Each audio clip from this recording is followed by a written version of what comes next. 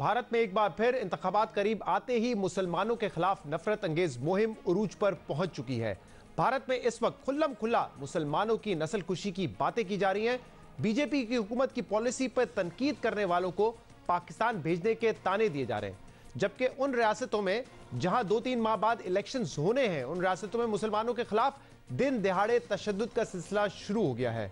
और इस पूरे मामले में सबसे ज्यादा तशवीश की बात यह है कि हिंदू इंतहा पसंदों के खिलाफ एक्शन लेना तो दूर की बात है, अभी तक भारतीय वजीर आजम नरेंद्र मोदी ने मुजम्मत का एक बयान भी जारी नहीं किया है। भारत के 5 रियासतों उत्तर प्रदेश, उत्तराखंड, गोवा, मणिपुर और पंजाब में अगले साल फरवरी मार्च में रियासती इंतखाबात होने हैं, जिसके लिए इंतखाबी मुहिम जारी है। मगर अवाम से कारकर्दगी की बुनियाद पर वोट मांगने के बजाय बीजेपी समेत मुख्तलिफ इंतहा पसंद जमातों ने अकलियतों के खिलाफ जज्बात उभारने को इलेक्शन जीतने का तरीका बना लिया है। मगर अहम बात यह है कि इस मुहिम में भारतीय मीडिया का बड़ा तबका तो नफरत अंगेज बयानात को बढ़ावा दे रहा है, मगर कुछ लोग ऐसे हैं जो दुनिया को इस खतरे से मुसलसल आगाह कर रहे हैं। मारूफ भारतीय सहाफी राना अयूब ने कल वॉशिंगटन पोस्ट में लिखे अपने आर्टिकल में नरेंद्र मोदी की खामोशी को इंतहा पसंदी की तायद करार देते हुए कहा है कि मोदी की खामोशी से इस तासुर को तकवीत मिलती रही है कि इंतहा पसंद तंजीमों को रियासती और हुकूमती सरपरस्ती हासिल है।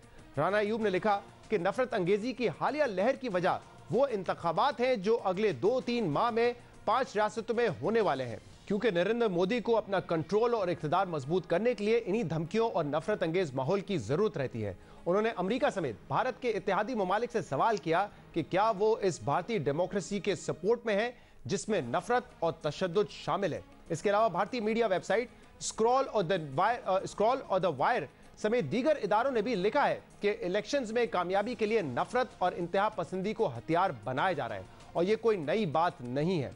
भारतीय अखबार इंडिया टुडे ने लिखा है कि जब नफरत अंगेज बयानात बढ़ना शुरू हो जाए तो समझ जाए कि इंतखाबात करीब है। अहम बात यह है कि हालिया दिनों में इस नफरत अंगेजी की शुरुआत उस दिन हुई जब भारतीय रियासत उत्तराखंड में हिंदू अस्करियत पसंद तंजीम ने एक मजहबी इज्तिमा में मुसलमानों की नस्ल कुशी के लिए लोगों से तैयार रहने का कहा, उनसे अपील की और कहा कि अगर हमारे 100 लोग 20 लाख मुसलमानों को कत्ल कर दें तो हम जीत जाएंगे। मगर इस इवेंट के बाद इंतहा पसंदों की गिरफ्तारी तो दूर की बात, भारतीय वजीर आजम नरेंद्र मोदी ने एक मुजम्मती बयान भी जारी नहीं किया है, जिसकी वजह से हिंदू इंतहा पसंद अब मजीद खुलकर मुसलमानों के खिलाफ बयानात दे रहे हैं। हथियार उठाए बिना धरती की कोई कौम ना तो बच सकती है और ना ही कभी बचेगी। लड़ेंगे, लड़ेंगे, मरेंगे, मरेंगे, जरूरत पड़ी तो मारेंगे, मारेंगे। और मार दें। इनकी जनसंख्या को अगर खत्म करना है तो हम मारने को तैयार है, जेल में जाने को तैयार है। अगर हम 100 लोग भी सैनिक बन गए और इनके 20 लाख भी मार दिए हमने तो हम विजयी हैं, हम जेल में जाने को तैयार हैं।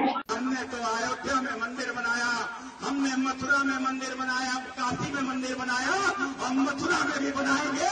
जिसको वोट देना होगा, जो आतंकवाद का भारत में समर्थन करते हैं, जो पाकिस्तान जिंदाबाद का नारा बोलते हैं, जिनकी मानसिकता भारत में विपरीत है, तो निश्चित रूप से जो भारत में शरिया के शासन का जो सपना देख रहे हैं, ऐसे किसी का भी वोट भारतीय जनता पार्टी को न चाहिए। मैंने केवल सरकारों से एक मांग रखी थी कि बढ़ती हुई इस राक्षसों की आबादी को चीन के जैसा कठोर कानून बनाकर रोक दो।